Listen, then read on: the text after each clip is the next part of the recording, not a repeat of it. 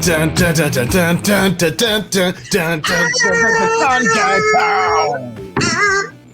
the best theme songs here. Welcome to the Conguy Crew. From the heart of lovely California, we are your home for news, opinions, and merriment. Merriment, I say, about all things Comic-Con and pop culture. Here, we celebrate fandoms and try to bring a little sunshine to your day. Or as we said last week, if there's a bright center to the universe like Luke Skywalker was looking for, it's us. It's us. Mm-hmm. Please follow us on Instagram, Twitter, Facebook, YouTube, and even Twitch. We're not really active on Twitch too much, but Katie's going to help fix that for us. She's not here this week. And please watch us on that hashtag show's YouTube and listen to us on the ESO Network and the We Be Geeks Podcast Network. We're everywhere. We're on every single podcasting platform that you could want. We're also we're going to be on Syfy Radio, the #1 online sci-fi radio network on the web. So be looking for us there. Tonight, we are discussing Syfy's new Resident Alien. The Samblings will be bringing us our weekly Wanda update. We are? Wanda? Not today. Oh, yeah. Some cool Wanda and Wakanda news coming up. Something about some leaked Thor photos. Thank you, JD, for bringing that to our attention. And here to help us wade through it all this week is Mr. JD Piche. I'm so sorry. Piché. Okay. It just fell off my screen off to the side. Mr. JD Piche, who we are really excited to have here. He is from RCR News Media, or you can call it Red Carpet Reports. JD, welcome to the show tonight, man. Hello. I'm sorry that you had to have me. We've been talking before the show, or chatting, and wow, he's got opinions. I love it. You're the type of guy that I just want to get a beer, sit down around a table, and just kind of chat Hollywood with no microphone on, though. Oh, so we got to behave ourselves just a little bit tonight. Anyways, my name is Jim Fry. I'm one of your co-hosts here. We've got a star-studded panel tonight, if I do say so myself. We will start to whoever I'm pointing at in the Brady Bunch square over there, and please introduce. You're pointing at me, Jim. Yes. There, we can almost connect our arms. Barely an arm. Yeah, but I got your meaning. Hi, my name is Derek Sams. I'm a regular on The Con Guy Show and a contributor to theconguy.com. And I'm happy to be here. How about the other half of the Samblings? Who is it? Hi, I'm Danae Sams, and that's my brother right there. And the other half of the Samblings, I am one of the Con Girls, because the other one could not be here tonight. Got a lot more cool Con Girl stuff coming at you soon, and I'm excited to share it. Let's go this way. Okay. Oh, me this way, yeah. Right. I'm Cheeseman here with the conguy.com, and I'm mostly the social media Instagram guy. Con guy. Who's right below me in these Brady Bunch squares? Hey everybody, it's me, old buddy Ben Cleaver. Yeah, what's up? Hey, look, Jim's a Muppet. Yeah, Jim's really pulling my strings, but we are so excited to have JD with us today. JD, if you could introduce yourself so people know exactly who you are, where you came from, and talk a little bit about the website and the brand that you have. So for the past 10, 11 years, whenever ago, I started Red Carpet Report. It literally just kind of happened, and it kept happening, and then I'm covering the Oscars, and then I'm at like movie premieres and all these other crazy things and talking to celebrities. And I never really planned on it happening, but I just kept going. I couldn't stop it. And then I finally, like Wanda Maximoff in the end of the House of M, she snapped her fingers and said, "No more mutants." I left LA and I said, "No more red carpets." And COVID happened. It's my fault. I'm sorry. We blame him. It is. Like you said, no more red carpets. And that was the end of them. They're done. So that's why we rebranded from Red Carpet Report to RCR News Media. I moved to New Mexico, as you can see with the Zia symbol. And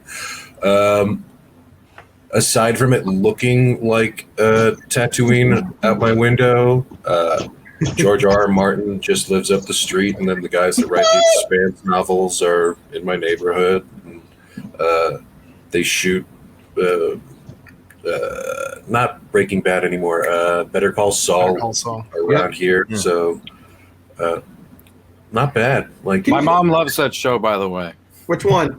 Better Call Saul and the whole Breaking Bad thing. Yeah, she might be watching now. Yeah. Hey JD, can I ask you? So, sure. What prompted the move to New Mexico? Well, it was. I could tell red carpets were kind of dying out just because it didn't. The people putting the events on didn't seem to care whether or not the people with microphones like myself were actually able to talk to talent. They would just start bringing in fan backgrounds and just getting good images of people smiling, and then there's grumpy people with microphones like me, like, hey, I'm here to talk to them, not for them to get a selfie.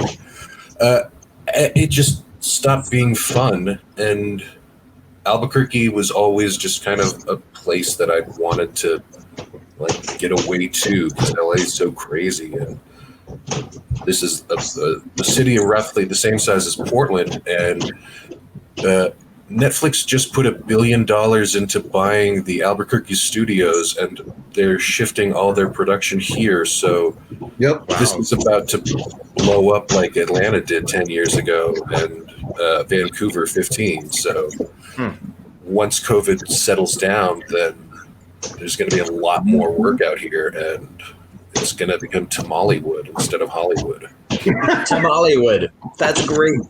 I love that.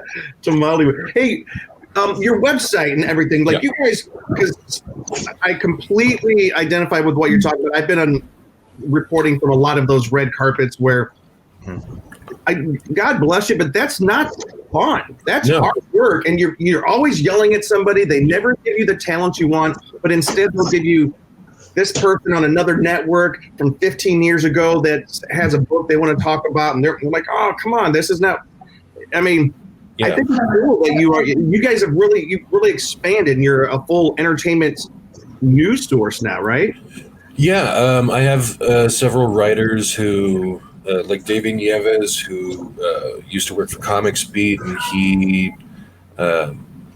is also a pretty serious game journalist, and he gets a lot of he still has a lot of contacts in the industry, and he knows about everything before it's really published. So having guys like him on my team almost make the site run itself.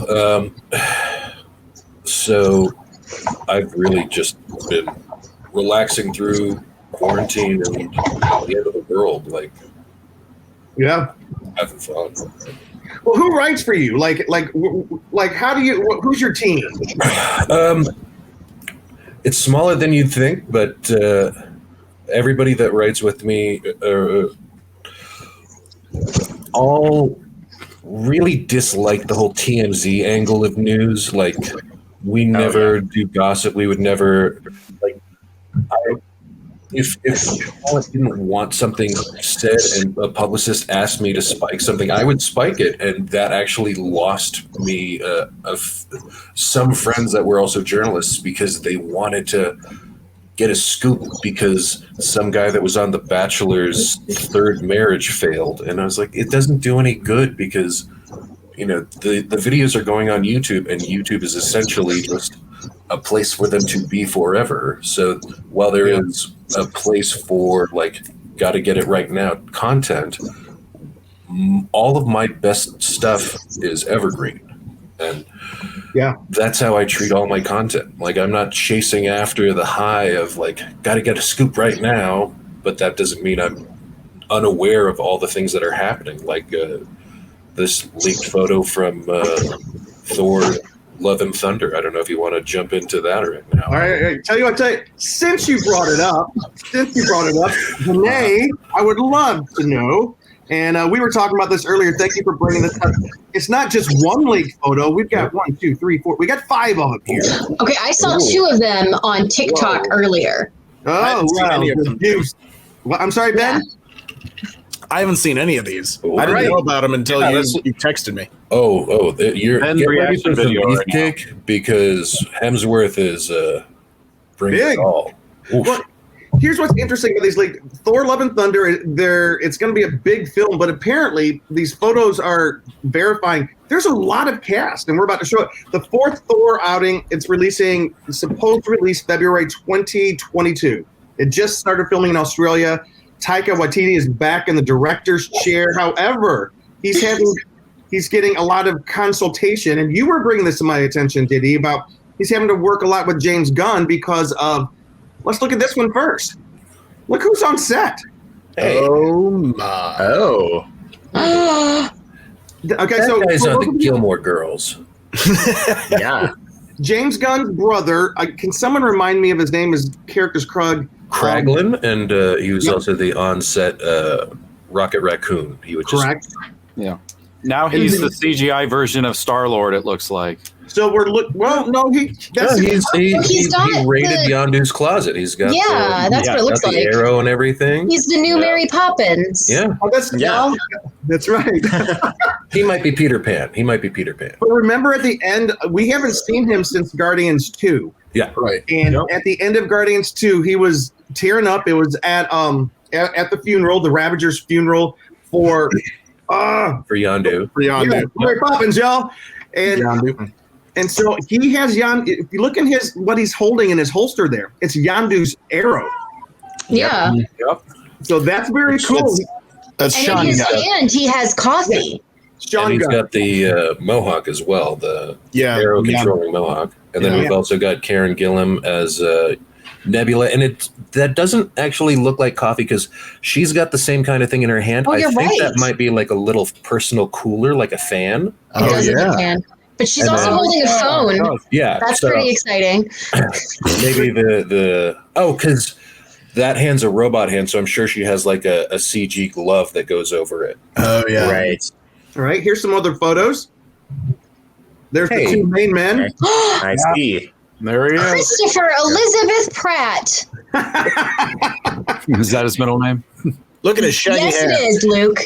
We got two of the Look at that beautiful blonde hair on Chris Hemsworth. Ooh, Yeah, Look at that butt. And look at that Ugh. butt. Jesus! He Look looks at like that- he stepped out of look an at that 80s belt. Calvin He's got a- Klein ad. He's got Out. So here we have two of the Chris's, Chris Pratt and Chris Hemsworth. They're kind of talking, Maybe. all jacked up and big, and they're just kind of talking on set. But what's cool? Let me see. I got another photo here. Look at Chris Hemsworth's Wow. outfit that he's in. So that is full 80s. Marvel is fully embracing the 80s. That's yeah, like he's lost some hardcore weight. Thunderstrike looking. He looks Yeah. like Kevin Masterson, except he's got Stormbreaker instead of Thunderstrike the mace. Oh, that's cool. And they got Chris Pratt's character Star-Lord back in the very long jacket that he had in the first film. Well, Yeah, that's a that's a little variation on it. Like Yeah. that, Yeah. like it almost looks like a vest duster. It's long, long draping, and then there's a whole lot going on with those greaves and gauntlets and Right. Yeah, and if you if you read the Thor comic books, he's looking closer to the actual comic book character now with the blue pants. It looks like he has the yellow boot possibly on there. So Hmm. yeah. pretty cool. It looks like the old. He looks more like Vincent D'Onofrio Thor in Adventures in Babysitting. Face down. Yeah, actually, you got a point there. I love that movie. Oh, man. Who's the king? It's D'Onofrio, yeah. Yeah. And one more. And this one's kind of bizarre. Do you guys know what we're looking at here? We're seeing That just It looks It like looks like a goat, and that might be something from Norse mythology. yeah. Oh, that looks like Falcor. Yeah. But It does look like Falcor, but in Norse mythology, Yeah. Thor rode a chariot pulled by two goats. Yes, he did. Natcher and I don't. that's a remember. better guess. Yeah. Yeah, what's all that green? That's a Not a three-wheeler. Jurassic Park vehicle. It's a very big vehicle of some sort, but Well, John Deere got a major product placement deal for this Yeah, video. I was gonna say that's. I'm sure that's. Oh, we don't need to do a Star Trek Nemesis with that. The whole All right. Vader thing. Oof. I So, have a question for you guys. yeah. Who's your favorite Chris from the box set? Well, Evans is number 1, Hemsworth's 2, Pine's 3, and then where's Chris's worst Chris? Well, JD was actually asking. He's like, is Chris Pratt still in his honeymoon? Because a lot of fans got a little bit pissed at his character because he basically caused the obliviation. Chris Pratt, the universe. Star-Lord could have stopped the snap if he. Oh, he totally could have. I think that point, everyone was like, you know what? You're not the best Chris anymore. And then everything else just kind of barrel rolled into Jurassic Park Fallen Kingdom was terrible and everything else. And you're like, well, Chris Pratt answered all of this though in a video he made himself on Instagram, but he just used Lego versions of all of his characters. Basically, it was awesome. Yeah, and then everyone, when someone jokingly called him worst Chris on Twitter, everybody else jumping to his defense didn't really help. I'm of the Pratt is the we don't need him anymore. 100% disagree. Same. Derek, we have something we agree on now. That's right. Yeah. You and I do agree on a lot of things. I'm glad I could bring the brother and sister together. Look what you did, JD. You brought the sampling. You're bringing unity through division. Yep. So, hey, so JD, we're going to kind of go through the night. We would love for your expertise and insight because you were just saying a lot of stuff about the comic books, which is Ben here is a comic book aficionado, but I love it when we have some context to what we're looking at. And Danae, do you read comics? Because you were just talking about Thor writing in on the go. I did not read Thor comics, but I have read Norse mythology by Neil Gaiman. Yeah. Mm-hmm. And I haven't read them both yet, but I did my comic poll this week. My first time in a comic book store in a little bit. I got the two most recent Avengers. Ooh. Enter the Phoenix. The Phoenix is taking on a new Avenger. All right, we'll give you a close-up, Jim. Here we go. It looks like they're promising that the Phoenix, which is one of my favorite storylines of all time, the Phoenix is coming back, and it's not for Jean Grey this time. Wait, look who this looks like. Is that Captain America? Or is that... No, look at the claws. It looks like T'Challa, Black Panther. So yeah, it does. They're promising the Black Phoenix. They're promising the Phoenix is about to claim another host, and it's going to change the Marvel Universe in big ways for quite a while. So I'm kind of excited about that. The Black Panther Phoenix. We don't know yet. They're kind of teasing that, but we won't know. It's all a tease yet. All right. It's all just been one big tease. Speaking of Marvel. Oh, wait. Before we jump into Marvel, and I promise I'm going to keep us on, look at this. What is this? It's speaking of TMZ. That's a bug on the windshield. It kind of looks like it. Yeah. Is this put the wipers on? Advertising for Lost in Space Season 3? Probably. It looks like it. We got another balloon boy. It's a UFO sighting here in LA. Of course, it's LA. This one's captured with some video from TMZ. An eyewitness shot these photos last Saturday while heading south on the 101 freeway just outside of Thousand Oaks near Westlake Village. She was on her phone when she saw this. Shouldn't have been on her phone when she's driving. Anyways. There's no video? Well, Westlake Village, that is up near the Air Force Base. So, but look at this. This is kind of there's a series of it's very round. It's a big round shape. What's interesting about it? It seems that the aliens are trying. The men in black are trying to silence Jim.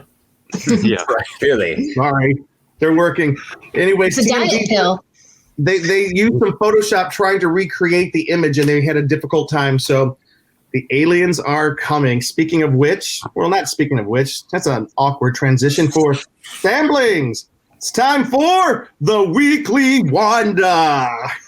By the way, yeah, my mom's hoping for better comments from Danae this week if she watched the episode. Danae didn't watch it. She wants to know what Danae thinks. Raise your hands. Who saw the most recent Wanda? JD. Okay. Luke, you did. I did. Yeah. I was clicking buttons. Sorry. Okay. Luke, Derek, why don't you kind of jump us into the talking about Wanda? The most recent Wanda was episode 4. Yeah, so there might be some spoilers in this talk. Yeah, just beware. Okay. Just put it out there. Spoiler alert right now. Spoiler alert if you have not seen episode 4. For like the 5 people that watch this show. Yeah, but well, Danae's got opinions, and it's okay to be wrong. Yeah, that's exactly what I said to JD about Chris Pratt. So this week, Brad, you can go away. Oh, wait, we got Brad. Hey, Derek, before you jump in, can we just say, hello, Jonathan Wilkinson. So good to see you. Off to work. Bye, Ames. Say okay. Huh? And then, here we go. Cat Bloodgood. That's a UFO. Bloodgood. That's awesome. And Brad goes, GameStop bought a spaceship with all its stock. That's it. Yeah. It's Elon Musk. Yeah. All right, Derek. That's a good working theory. So yeah, this week, I think we finally got Jim on board, agreeing that it is, in fact, a good show. It took a lot. Yeah, Kat Dennings was back with, what's her character's name from Thor? Darcy. And then we saw Agent Wu, which is a Randall Park. Yep. Randall Park. Yeah. We brought back some fun characters. We found out what happened to Monica Rambeau, how she got there in the first place, and what happened when she got up. We got an explanation for the little remote-controlled helicopter, which was actually a drone that somehow got transformed into something more period appropriate when it entered the town. We got so much. And I loved this episode. I love that we had a couple of people coming in to kind of be stand-ins for the audience watching it. Darcy was mostly doing that for us. And Wu also, I think, is just really fun and relatable in his just dorky awkwardness. Let's see, what else did we get? We got sort of an explanation as to what's going on. It confirmed a lot of the theories that some of us had that, it is Wanda. My only disappointment was that this episode was really short. And at the end, I was hoping we would just get a little bit more, because the end was kind of satisfying some big questions while leaving some stuff open, but basically just confirmed what we knew without fully explaining it yet. Yep. That was my only downside for it. And also, we're out of the format of the first 3 episodes. Now is a little more traditional series, just saying, whoa, here's all this crazy stuff happening. We've convinced Brad now. Wait. Kat Dennings is on Wanda? Shut the broke front door. Oh, yeah. Alright, I'm watching. I would just like to say that when Loki finally appears in his series, I expect a weekly wrap for that too, since apparently that's what we're doing with Marvel TV shows now. We'll have to come up with some other name for it, though, because it won't be alliterated. JD, Loki Lowdown. We got to tell you. Choose your words wisely, Danae.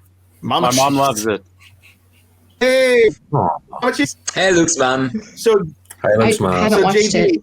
The one, as if you didn't notice, couldn't tell, Danae was not a fan of the first 3 episodes of WandaVision. Yeah. And it's understandable. Goad her into watching episode 4. It is weird because they are because the show is happening inside. Wanda is controlling everything. She's have a psychotic break after the death of Vision, and she basically kidnapped a town that didn't exist, which is what we find out in episode 4. And all the little things, like the commercial in the first episode where it's a Stark brand toaster and there's a red blinking light that represents the bomb that had crashed into her house when her and Pietro were children, that she talked about in Age of Ultron, and she didn't know if it was going to blow up or not. It's her just going through all the trauma that's happened in her life and trying to just put it in little boxes from the TV shows that she watched, how she learned English. That's kind of the tragic beauty of the show, because everything is still a little wrong, that the people that are in this town know something's not right, but then they just forget because Wanda's keeping them. Mm-hmm.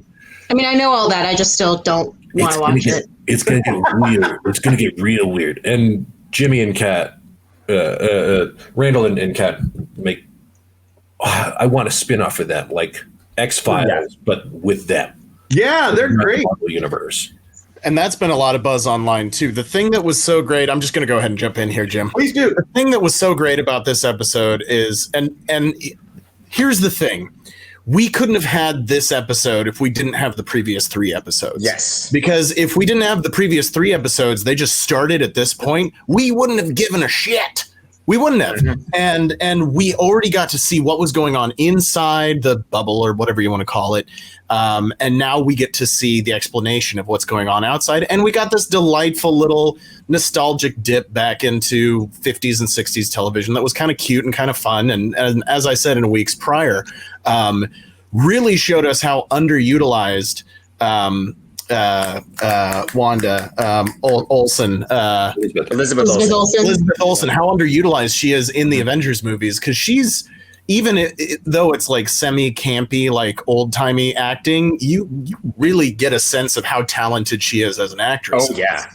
And the other thing that's so great is, now we're connecting it back to the Marvel Cinematic Universe. And this episode very much felt to me more like an episode of Agents of S.H.I.E.L.D. or, the earlier Avengers movies where you had Coulson and S.H.I.E.L.D. showing up, except this time it's S.W.O.R.D. And now we learn more about S.W.O.R.D. And we don't know necessarily the origin of S.W.O.R.D. Like, this is kind of the first time we're hearing about it in the Marvel Cinematic Universe, kind of area. Mm-hmm. So I thought it was S words. Is it not S words? I hate you. So anyway, I'm looking forward to see. I thought it was Chessman. Chessman. No, that's Kingsman. Yeah. Thought I'd throw that Jeopardy Sean Connery in there. But there was one shot that kind of blew me and Brianna away when we were watching it, is when Wanda looks over and she sees Vision, but he's dead and has a hole in his head. And like he's all gray and it's intense. And we were just like, oh. Yeah, and that is a little window into like the psychotic break, as JD mentioned, that she's going through, and we're looking at what she's actually dealing with. And so I have been enjoying the season so far, and I thought Forbes really nailed it. They just posted an article, which I shared with the group over text. Forbes released an article called "WandaVision Isn't Bad. People have just forgotten how to watch TV." Yeah. Danae. I might have stayed with it if they had done the first 3 episodes in like an episode and a half, but they lost me after 2 episodes. I agree with her on that one. It almost lost me, and I'm one of the world's biggest Marvel fans.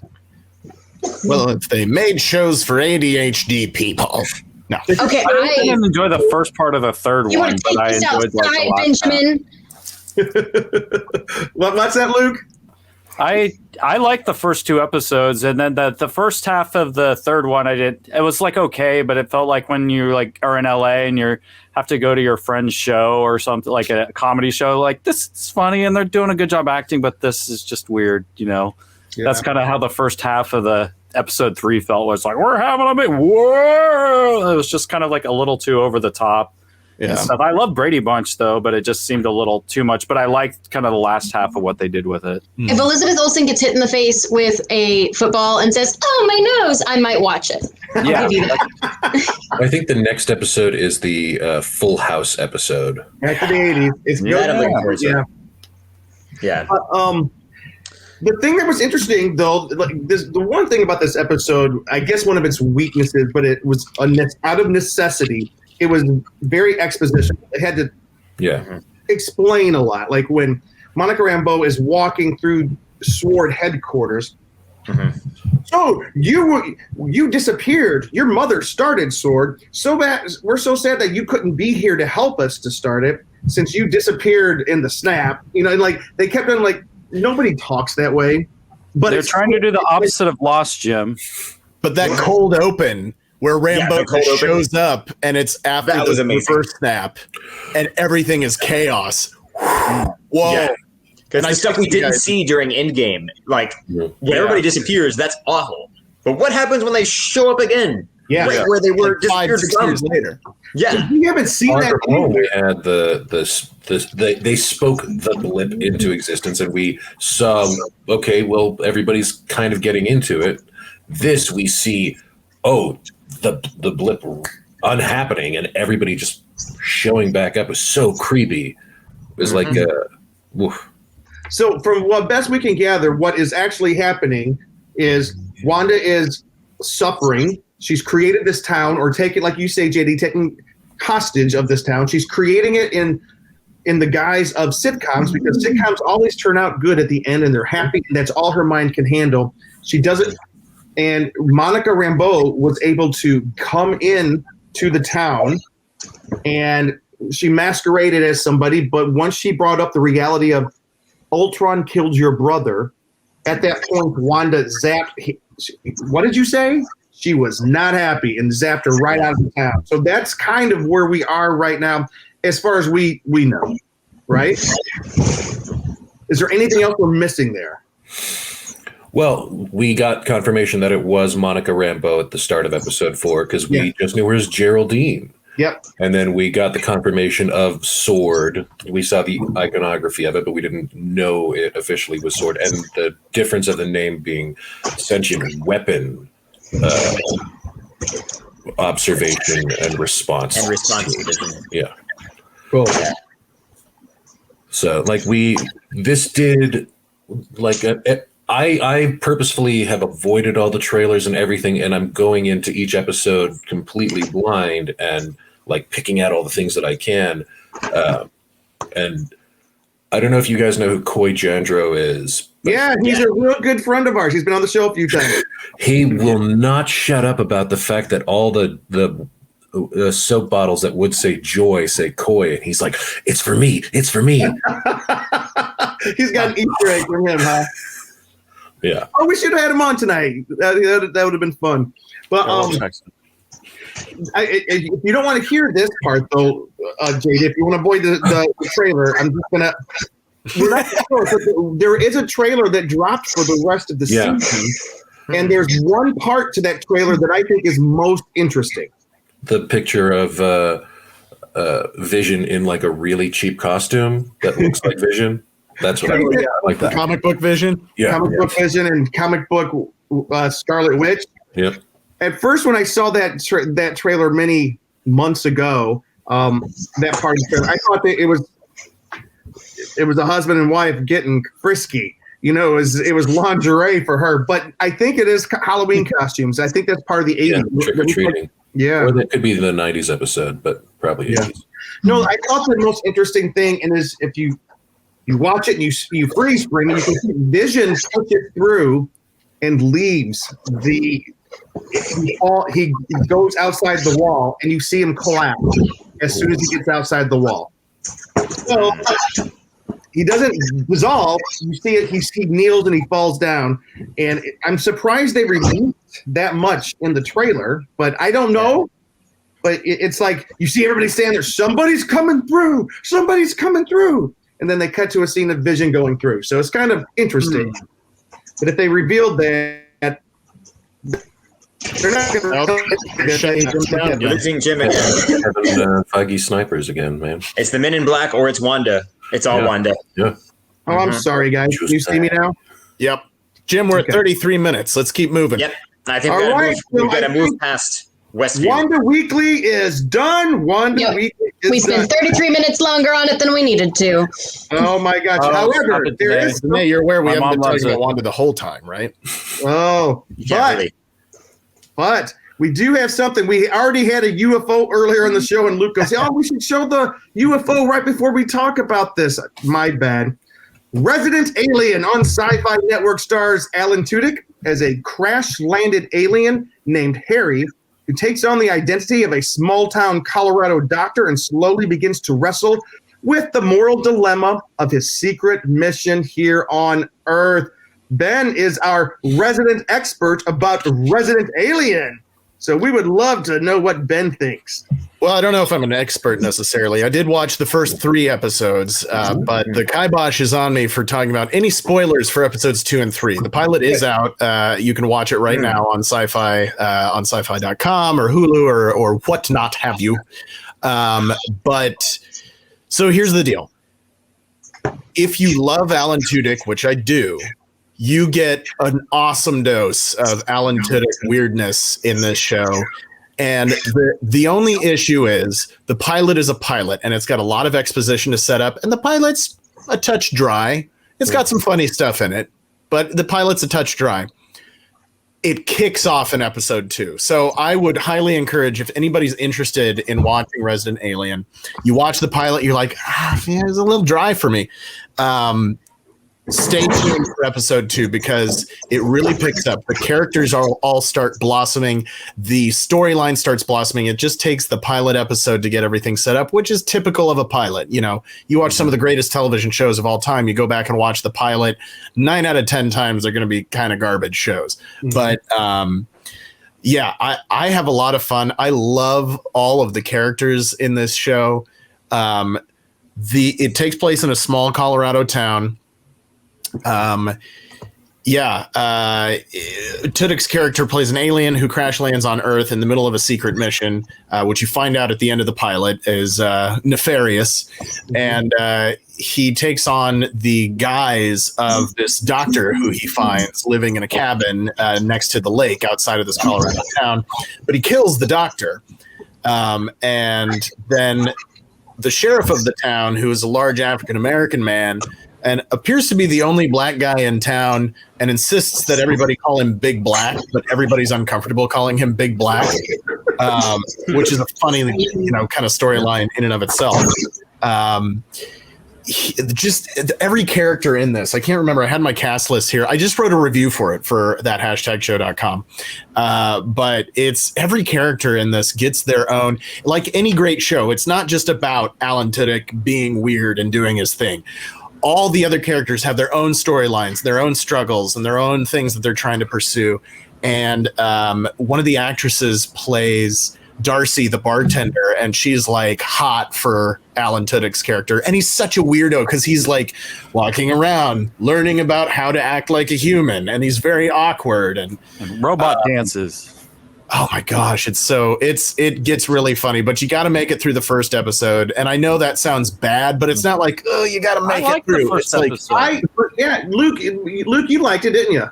I'm like a Tim and Eric kind of guy, so if someone's just acting nutty and bizarre, I'm very drawn in just by a quirky kind of character, and him almost acting kind of like Rain Man in an alien body kind of thing. Like he just seems so awkward as a human, like an alien trying to blend in, that I was just drawn by the fish out of the water kind of thing that they were doing with him there, and him just being in awkward situations, like having no idea how to be a doctor, but being forced to kind of be one, and but he kind of seemed to kind of figure some things out, and then he did the law and order to kind of like learn things, kind of like almost like in Catch Me If You Can, DiCaprio tried to like learn how to be a doctor by watching stuff like that. Yeah, he learns how to speak English by watching old reruns of Law and Order, and all this great stuff. And there's this great internal monologue of Alan Tudyk that keeps going throughout the show, and he's explaining what his thought process is, and it's always just like,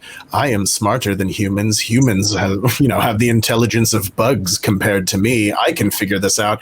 There's a great part in the second episode because he becomes the town doctor, and there's a great part in the second episode, and this is not a spoiler, but a woman comes in for a mammogram, and he has studied like ways to talk to people, so he's very eloquent and says it, and then he goes, now let's get a look at that tit.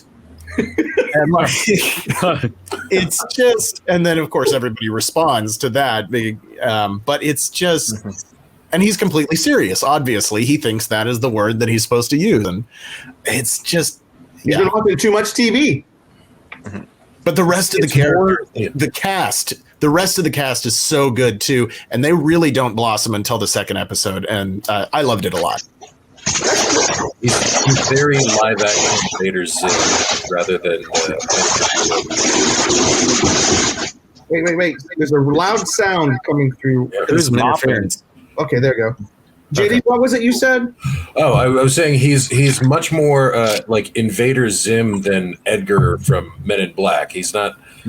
He wishes us ill, but he's not going to eat us one by one. It's true. And just to add on what Ben was talking about, Sarah Tomko, she plays Asta 12 Trees. Corey Reynolds plays Sheriff Mike Thompson. Alice Waterland plays Darcy, and Levi Filer plays Mayor Ben Hawthorne. He's a little kid, it seems like. And it is a very lengthy list there, but I really liked it. I wasn't sure I was going to, but I'm a great big Alan Tudyk fan, so that of course that I had that going for me, or they had that going for them. But the scene where he is in the bar and getting drunk, and he says, "It's just so funny," and then. Oh no, Jim's being censored. Losing Jim again. It's the aliens. We have a There, friend now you're over who's streaming right now, so I don't know if that's slowing us down. I don't know. I have someone downstairs probably streaming, and they are ruining our feed. But I enjoyed the drunk in the bar scene when he was trying to figure out this feeling that I'm getting from drinking this. No matter, this is why they don't drink this stuff. I just thought that was so funny. And then I don't know. Alan he said something funny about the hangover, I think. Good hangover joke. Yeah. What did he say again? Well, it was something along the lines of if this must affect humans differently, because if this affected humans this way, they would never drink alcohol or something like that. Yeah, like having the hangover, like, oh, if they ever felt like I do today, then they'd never drink again. Yeah. Well, let's hope that it kind of goes longer than most sci-fi network shows. That it doesn't seem to me like it got a lot of promotion yet. I mean, we know about it because we want to like stuff like this, but I'm hoping that. Go ahead. Two other things I was going to say. The visual effects are amazing, by the way, because they do a lot of switchbacks too. Because there is one kid who can see him in his true form, and you find that out in the pilot. And so they do a lot of switching back and forth between Alan Tudyk as a person and the alien. Ha-Ray, I believe, is his alien name, or Harry. But they do a lot of switching back and forth between the alien, and it's like a practical, full functioning, prosthetic makeup job. Like, I can't detect much CGI. I mean, there is some CGI, but in the close-ups of the face when the alien is talking, it looks like a prosthetic, but it's whatever it is, the visual effects are great. And also, side note, this is based off of a comic from Dark Horse Comics. It was actually, I think it was a limited series from Dark Horse Comics. So we'll see how they keep going with the storyline. From back in 2011, I think, created by Peter Hogan and Steve Parkhouse. So that's pretty cool. Dark Horse is usually good too. Oh, sorry. Go ahead. No, go ahead, Danae. I was just gonna say, Dark Horse, made I'm pretty sure the Umbrella Academy, so they're really good at those bizarre stories. And I just wanted to say, sorry, there's been noise on my end, but I just wanted to say, like, I do love it when they actually embrace prosthetics and makeup and puppets and not CGI. Like, that's the reason we love Baby Yoda, is because he isn't CGI. So I'm excited to watch this. Herzog said, "Don't be a coward. Show me the baby." I'm looking forward to watching more. But Ben, thank you for that. And Ben, where can people find your review of Resident Alien? You can find my review on that#show.com. Right. Our home network. Yes. Huzzah. Huzzah. Katie is not here this week, but Katie also wrote a review for Riverdale whichever season they're on. And so she's going to be doing that this year, so that you can keep up with her there as well. One thing we were going to talk about with Marvel, but we kind of scooted off of that. But there was some pretty big news that came out of Marvel today. Danae, do you know what I'm about to say? Yes, I do, because you texted it to me. Yes. So, do you want me to say it, or do you want to say it? No, go ahead. Okay. Wakanda series coming to Disney Plus. It sounds like. Mm-hmm. I didn't read the article. I read the headline, but that was enough to get me excited. Well, it is going to be 50s style in black and white, just so you know, today. So. Yes. No, you're right. News just broke today that Ryan Coogler, he's the director of Black Panther. He is creating a Wakanda series for Disney Plus. Fans will remember he directed the massively popular Black Panther, and he is presently writing and getting ready to direct the sequel. Sadly, Chadwick Boseman has passed, so we don't know what the sequel is going to be like. JD, have you heard any rumors? No, I haven't heard any rumors about what they're going to do, but they have stated that they're not recasting the role. Right. Like, Chadwick was T'Challa. T'Challa is now going to be put to rest. There is a good chance that Killmonger, who died on just above Shuri's lab, could have just very easily have gone into that tube that they had Bucky in and had him healed and microphone drop. Like healed him and maybe gave him some like Venture Brothers style brainwashing and get all those bad murdery dreams out of your head and let's not try to kill the white people so much. Yeah. Because everybody loved the character of Killmonger. Michael B. Jordan produces charm. He's like a star. He's like Zorn, the mutant who had a star for a head, but just charm coming out of him. Man crush Monday.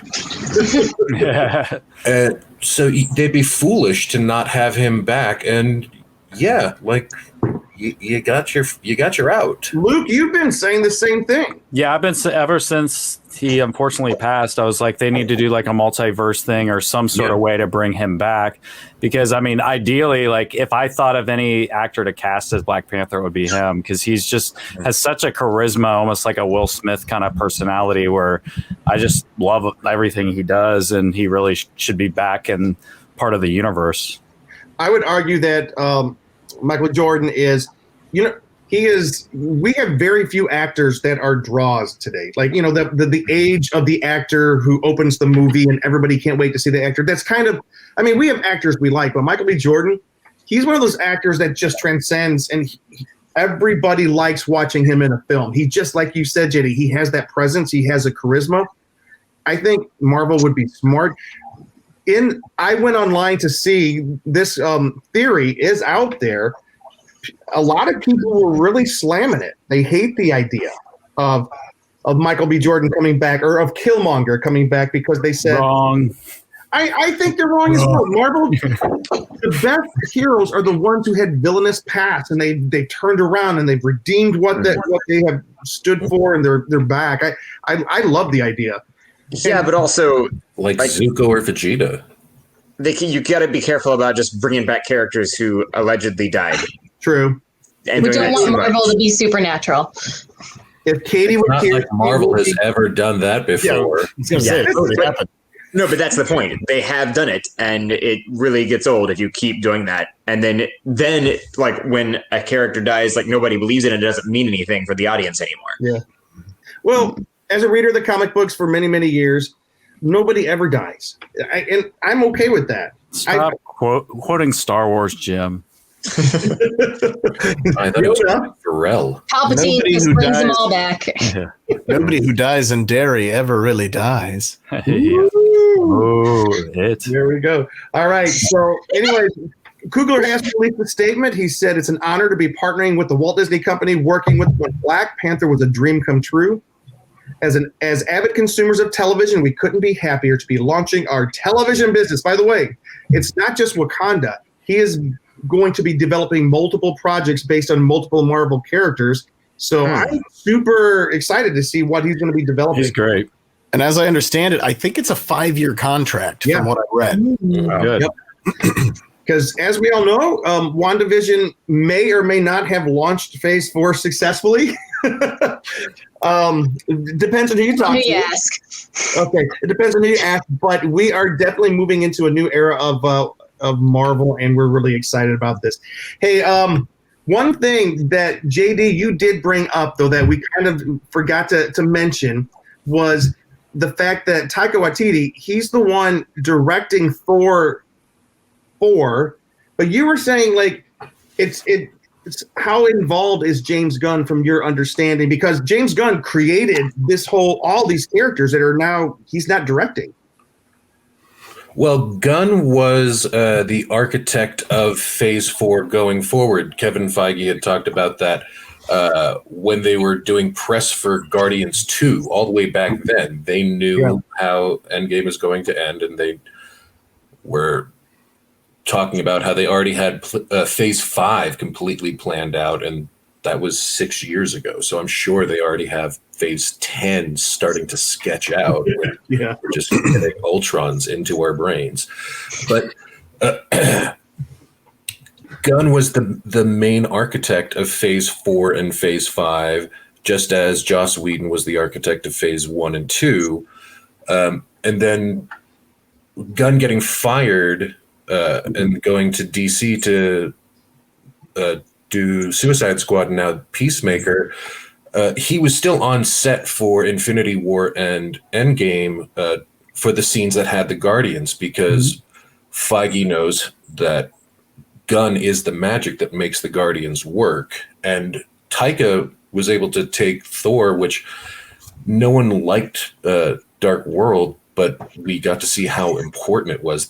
That's like one of the big things that the Marvel Universe has been doing is let's look at the things that we didn't like, that didn't work before. Like WandaVision is leaning heavily on Age of Ultron to its detriment or to its merit.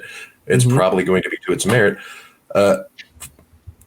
Gunn, I'm sure, has been talking with Taika about like, now just make sure that we don't lose track of Drax, because when he doesn't move, he can be completely invisible. So we have to keep an eye on him.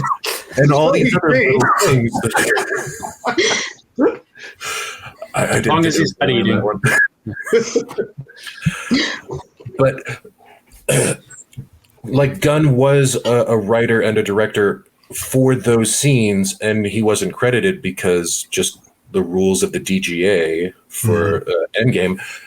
But the Russo brothers talked about how much Gunn helped keep what worked about Guardians working. So Thor 4 is partly as Guardians of the Galaxy. I don't think we're going to get any of the finality that James Gunn's been talking about with the script for Guardians 3, the script that was so emotional that everybody was saying, no, we need to have James back to direct Guardians 3.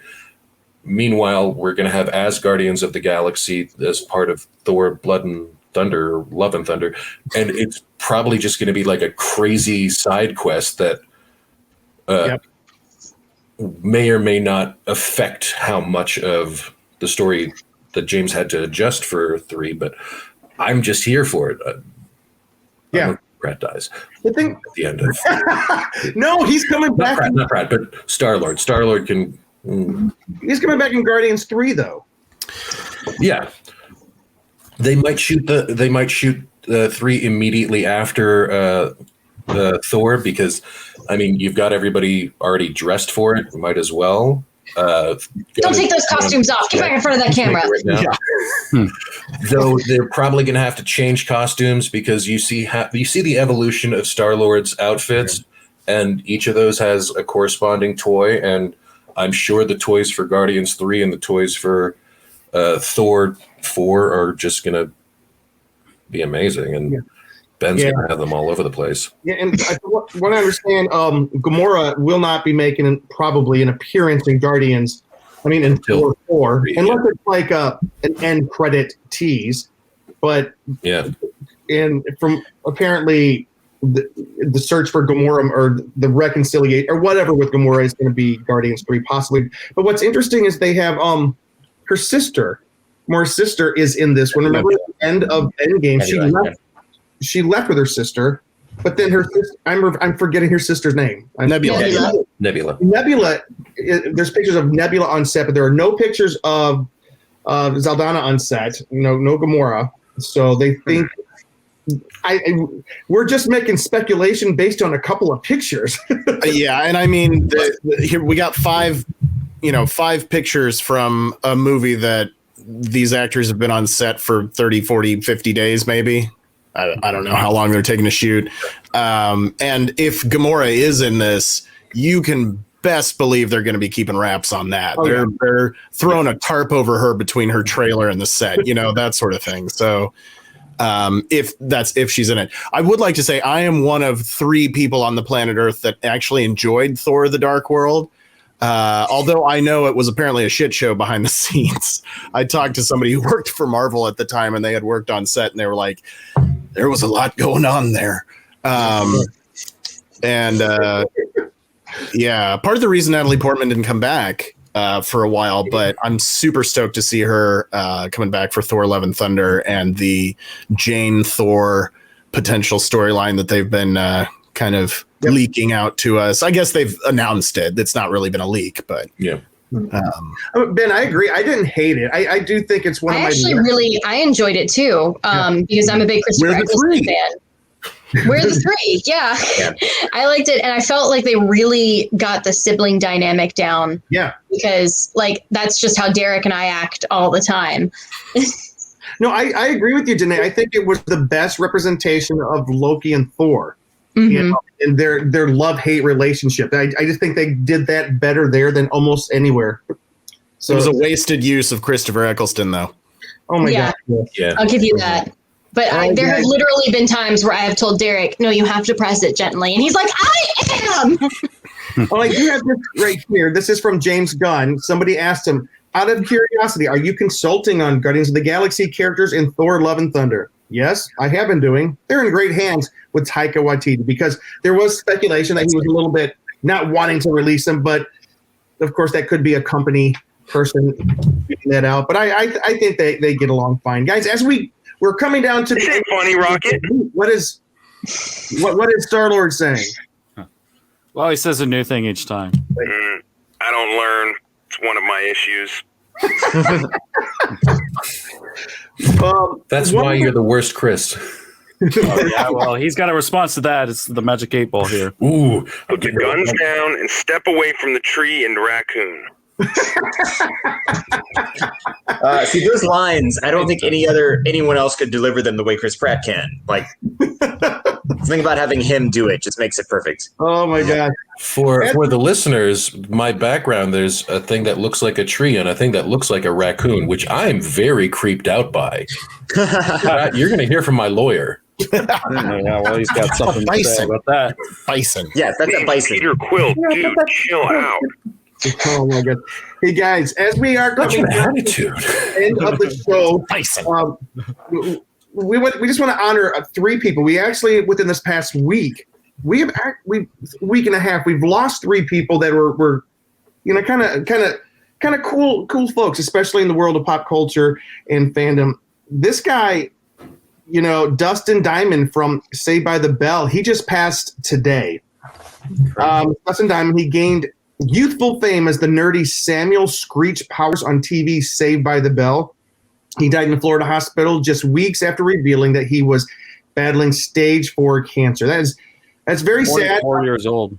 He's only 44, yeah. And he's had a kind of a tumultuous time of things, but you know what? There was hope that he was going to turn himself around and maybe eventually making a guest appearance on the new Saved by a Bell, just as but you know what? We just wish everybody well there. We don't wish anybody harm. I met Dustin Diamond once. Really? Oh, really? It was back in my hometown. Well, I didn't grow up there, but I grew up outside of it. Hutchinson, Kansas. I was in the Hutchinson Mall. This was I was in high school, so it was like it was like 2001, 2002, somewhere around there. And we knew he was at a comedy club in town doing stand-up comedy. This is a town of 30,000 people. I don't know why they had a comedy club. I guess everybody needs a comedy club. But everybody needs a laugh. We were walking through the mall, and it's just 3 of us, 16, 17-year-old kids. And we hear this guy behind us that's like, "Hey, guys." And he had, the Screech fro, but then he had, a full-on goatee. And he actually looks a lot better in that the most recent pictures I've seen of him. He was a little bit, this was 20 years ago, but he was a little dumpy looking, a little out of shape looking. But he was like, "Hey, do you guys know where I can buy some video games?" And we were like, "Oh, yeah. I mean, obviously we're 17-year-old boys. Of course we know where you can buy video games." We told him. He's like, "And they've got Xbox and PlayStation and stuff there." And we were like, "Yeah, you can get everything you need there." He's like, "Okay, cool." And then apparently he went to that store and bought $500 worth of video game stuff. That's cool. Wow. That's awesome. You should have got commission for that. I should have. It's true. You should have bought stock in that video game store. That's really cool, guys. Yeah. We all have long memories, and we love fandoms, and many times people have long grudges, and it's easy to be mad at somebody, but you know what? He did some funny stuff that brought a lot of people joy years ago, and I just wish them well. Derek, you were a fan of Lost, right? Yes. Okay. This one was very sad as well. Oh. I didn't know that she passed last week. I don't know if I'm getting her name correct. It's either Mira or Myra Furlan. JD, do you know how to say her name? Is it Myra? Mira. Mira. She's a native of former Yugoslavia. She emigrated to the United States in 91, just 1 year before she landed her breakout role on Babylon 5. Mm-hmm. She then gained wide acclaim for playing Danielle Rousseau on the ABC drama Lost. She appeared in 20 episodes over the series' 6 seasons. Daniel Rousseau moves into the light. Rest in peace, Myra. We are deeply grateful for all you did to protect the island. That's just a heart touch. That's a touching. Yeah. That's really. I love that. Do you guys remember the French woman Rousseau? Yeah. Yeah. All right. She was Alexandra's mom. Yeah. Mm-hmm. Oh. She was the voice on the radio in the pilot. Yeah. She's the one that told them about the others and was like, you have 3 choices: run, fight, or die. Or was like, run, hide, or die. She was awesome. Yes, she was awesome. Really exciting. And finally, a giant in the world of entertainment, Miss Cloris Leachman passed away. The decorated actress of stage and screen, best known for her role as the annoyingly perfect landlady Phyllis Lindstrom on the Mary Tyler Moore Show. She passed away this past week. She also played Beverly on the last 2 seasons of Facts of Life. For those of you who have watched, I love that show. But here, this is Linda Carter giving her props because she played Hippolyta, the original on the original Hippolyta. We all say it different. Hippolyta. Cloris Leachman, according to Linda Carter, Cloris Leachman was a queen of the Amazons and a queen of industry, breaking barriers and inspiring women in film and TV for decades. She was a sweet TV mom and a riot to work with. I will miss you, along with the smiles and laughter you brought everywhere you went, Cloris. They will be missed. They will be missed. And we are ending the show. We are ending kind of on time, sort of. But before we do, I just want to make sure we don't have. You missed Cicely Tyson. Oh, yeah, Cicely Tyson also died. Yeah, Cicely Tyson died. I apologize. I tried to grab people in the nerdy realm, but Cicely Tyson, what a towering giant, legend. Yeah, a legend. I mean, oh my gosh, yeah, that was so sad. We're losing people. We're losing people. We need to remember them, and they don't need to be just asterisks in a somewhere. They need to be people that we remember, and Cicely Tyson, absolutely. Listen, Cat Blood, good. She said the fact that Syfy picked up a Dark Horse comic series and turned it into a show, and it sounds amazing from what the internet has been saying, makes me very excited about Resident Alien. And then she said about Killmonger may come back, but I don't think he would have gone through what Bucky went through at all. So those are some opinions, and we agree with you, Brad. Too many greats lost this week, so we will remember them. And you know what, guys? There's a lot more I'm sure that I have just left off, and it's just because I'm a dope sometimes, and I don't pay attention, and sometimes I see what I see. But Ben, thank you for bringing up Cicely Tyson. I would have felt terrible if I forgot her. She was great. Jim, you are a dope, but you're our dope, and we're keeping you. All right. On that, you can find me at Jim Fry LA on Twitter, James D. Fry on Instagram. Be following us, please, here at theconguy.com. Watch us on that hashtag shows, YouTube, and you can find us anywhere podcasts are found. Derek, where can people find you? They can't, right? That's right. As, someone, maybe Ron Swanson would say, if you can find me, I've made a mistake, and so have you. Let's pass it down to Danae. But you can find me here. Yes, every week. We're so glad you're a part of us, Derek. Danae. I am on Instagram at DNAYS, a weird phonetical spelling of Danae S, because I'm Danae Sams. I'm half the Samblings. Here, Derek, I'll touch your beard. The Samblings. Oh, that's so cool. The Wonder Twins. Cheeseman. No, I'll touch your beard. Here. Yeah. You can find me on Twitter and Instagram at Cheese on Couch and on The Con Guy. And we're going to let Ben take us out. But JD, where can people find you online? Most handles are misadventure or attempted to be spelling therein. I don't post too much just because I hate social media. Oh boy! Here. Yeah. What were the But website? if you What's do the website? find me, RCR News Media for all of your non-gossipy stuff and good times, like happy fun times. Yep, I do have to admit your website's pretty newsy. It's not TMZ-ish. It's not Perez Hilton. It's like an industry site. It's a good information. I just bookmarked it today. I'll be looking at it very often.